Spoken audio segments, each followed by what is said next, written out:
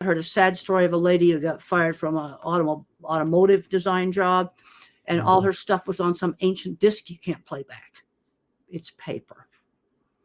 And you print it out and you keep it in a very safe place at home, because you might need that to get your next job. Always protect your portfolio.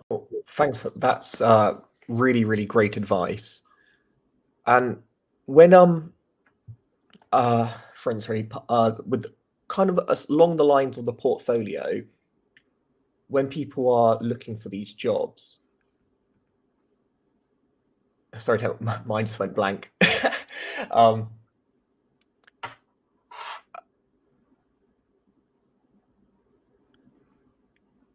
Are you employed right now in neuroscience research?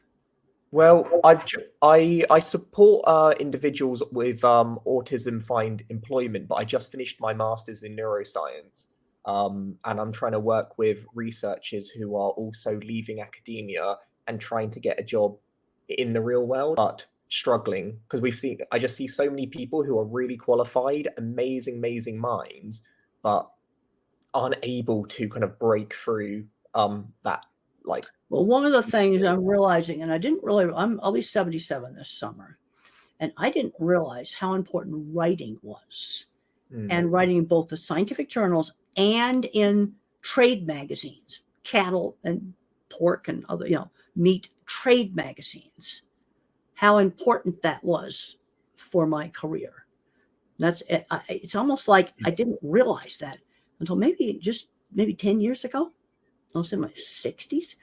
I realized just how important writing was. And how important that scene where I got the card was. Yeah. I for a long time I didn't just how important that was. And that's how I promoted myself. I wrote a lot of just really practical how-to articles. See, too many people say, "Oh, I have a proprietary technology, and well, we don't show that to anybody." I always just put all my cattle handling stuff out there, and people could just copy it and use it.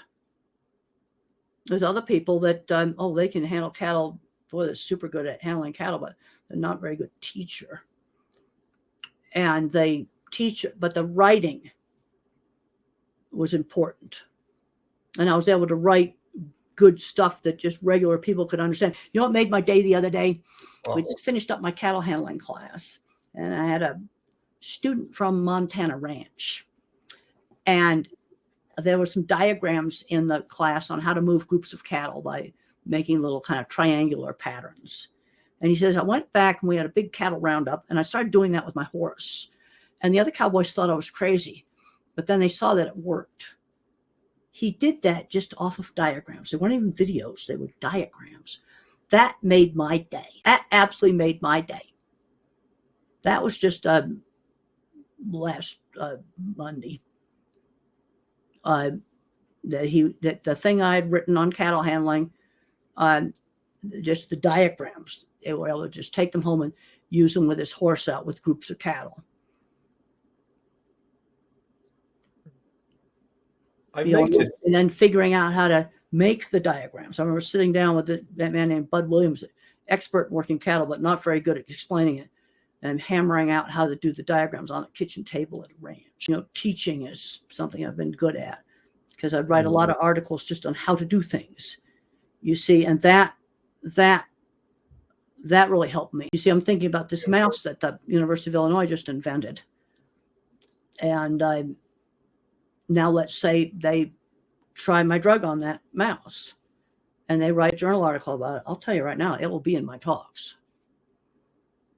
But I think they made a mouse that's basically got a ramped up fear system. And I think that's the problem. It's and a good way to put it is that you and I had the nervous system of a rabbit. And then when you took the sertraline and I took the old-fashioned drug, imipramine originally, now I've got the reactivity of a dog, rather than using an idle adjustment screw that nobody understands anymore. With the medication, I often kind of struggle with the thought on, is this natural or not natural? For instance, having a neurodivergent mind is an evolutionary benefit. Otherwise, we would have been weaned out. But on the other hand, there are things which are always a barrier. So I was wondering, is it the world Well, that? I did all the work that was shown in the movie, Yeah. all those dipping vats. I did those projects without medication. Okay, so and some, my very first stuff I did, livestock handling, I did without medication. My very first big journal article that's got a lot of citations now, that was done without medication. So if you look at it from an evolutionary standpoint, let's say I died, a while later from all the physical problems, I'd already sort of had made my mark. Yeah. And I've done a lot of thinking about that, because I doubt I'd be alive now if I hadn't gone on the medication. I would have had so much stuff gone wrong with me. Would you say people like us are like naturally, I guess, is neurodiversity the same as biodiversity, where it is essential to Earth, or is it something? Yes, because there was an experiment I just read. Some research was done with ADHD on sort of like if we were hunter-gatherers. Yeah. The ADHD person is more willing to look at something different to find where to find the best berries, and they would be better at foraging. Well, that would help early people to survive if you were better at foraging. And so from an evolutionary standpoint, you need some of these traits. Then if you get too much of the trait, Yeah.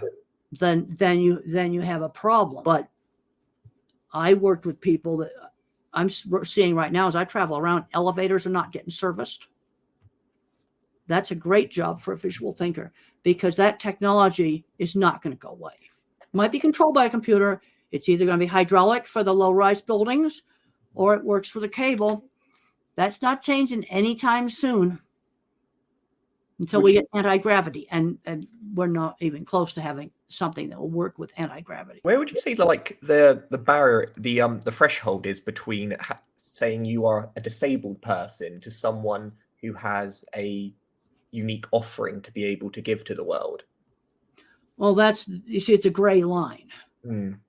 Okay, so the speech delay that I had, yes, that's definitely an abnormality, to have delayed speech. But then you get, when does nerdy turn into a medical label? There's no black and white dividing line. And now where the diagnosis really helped the granddads that I talked to you about was with relationships. See, a lot of adults getting diagnosed, it really, really, really helps with their relationships. Yeah. I think in some cases the diagnosis is holding them back on the employment front, because I worked with so many people that were definitely neurodivergent in construction. People that own companies that built things, not just built them, but invented mechanical devices.